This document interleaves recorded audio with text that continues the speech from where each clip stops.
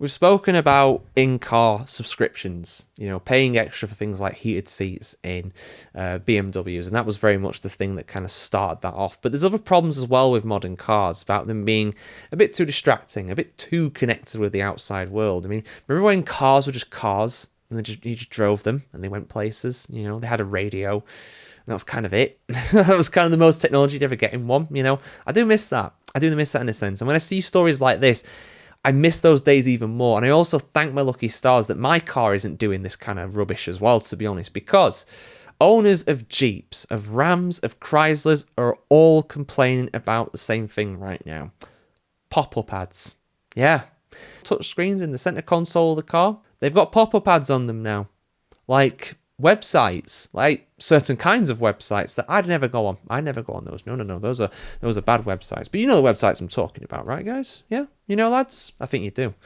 You might not want to admit it, but you do. Anyway, those kinds of ads are coming to a car near you, according to this. Another reason why brand new cars really are a bit overrated, to be honest. But hey, let's have a look, guys. Let's see what's been going on and whether these drivers have a right to complain about that. A lot of automakers these days are going against buttons. No buttons being very much the future when it comes to how to control your car. So everything's going to have to be digitally on the actual display for the car, whether that be the heads-up display, whether that be the center console screen, whatever, right? It's all going to have to go through that. And the manufacturers of the cars know this. They know that you have to go onto these screens to be able to control anything. So therefore, you have to look at it. And if you're looking at it, ad revenue, ad space, that's what they're doing. It's no different to a website with all the ads down the side, on the bottom, in your face.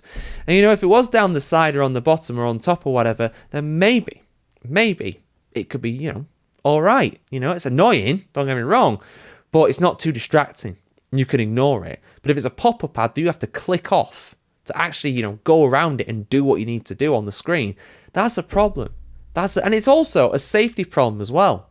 This is a big safety issue. I mean, in general, these screens, I think, are actually quite distracting in general. And I think there is big potential for people to have accidents because they are distracted trying to do something on the screen, trying to work the sat-nav out, trying to change the radio station, trying to change anything, right? It's all through that screen. I mean, when I'm driving, I often ask my other half to, make a change on the actual screen thing that needs to change, like the radio station, the volume or whatever. I ask her to do it because she's not driving, but I am.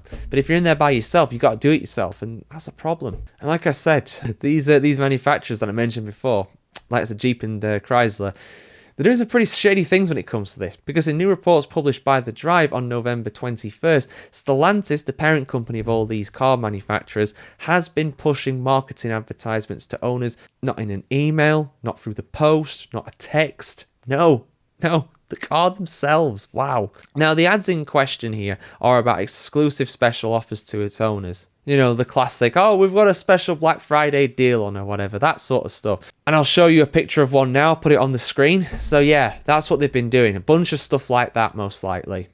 Going off of this picture that was shared on November 17th on X, formerly known as Twitter. I mean, it's just the most spammy rubbish you've ever seen, isn't it? And it's from the actual people who have made the car.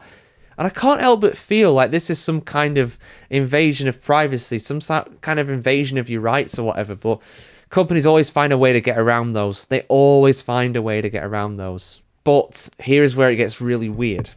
Stellantis and Jeep have denied this. They denied this was the thing, right? That they've actually gone and done this intentionally. They said that this was what they called a temporary software glitch, and it was an isolated case. Thinking cynically, I think they've done this on purpose, and they've done it to a few people to test the waters, see what people think. See if the adverts actually work. I think that's what they've really done. And I'm hoping that the backlash is massive and also very, very harsh.